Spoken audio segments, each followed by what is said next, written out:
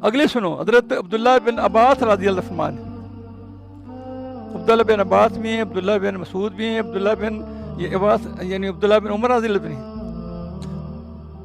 अभी कभी कहे ना इब्ने उमर तो समझो अब्दुल्ला बिन उमर रज़ियल्लाहु, कभी कहे ना इब्ने अब्बास समझो अब्दुल्ला बिन अब्बास, अब लेकिन इब्ने मसूद को अब्दुल्ला बिन मसूद रज़ियल्लाहु।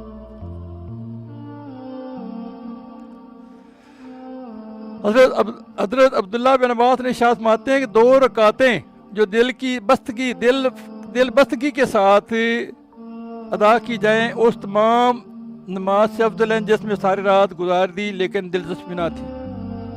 अब बताओ, दिल के शौक के साथ 2 रकातें और गफलत की सारी रात की नमाजें, कि वो अफजल है।